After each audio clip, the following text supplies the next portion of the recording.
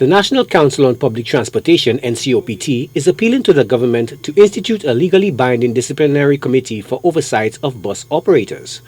Despite an overview, the Ncopt is awaiting word on the way forward on the implementation of the Caribbean Development Bank report on reforms to the transportation system.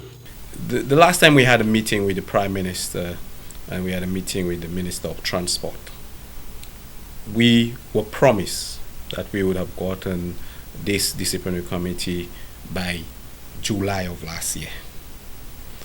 And we have received a CDB report which would at least give both the government and the National Council a fair indication of how the fare should be in terms of the different routes.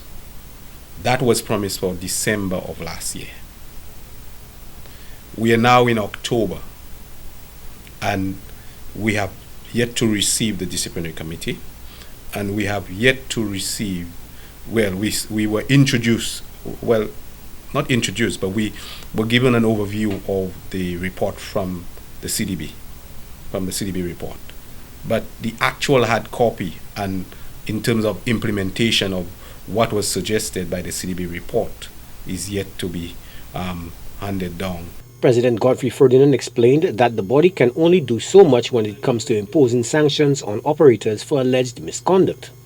The lobby claims that there are bus operators operating with impunity and that passengers have limited recourse when they experience problems.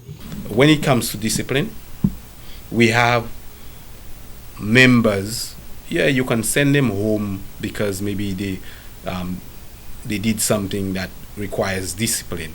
But if you have repeated offenders and the person that is responsible for the permit to suspend it, to revoke it, is doing nothing about it, what do you think the operator will do? They will just feel nobody can touch them, so they just continue ill-treating other bus operators, behaving a certain way within the sector, maybe misbehaving and ill-treating passengers as well. I mean, we've seen the cases. There are files and letters upon letters on certain operators.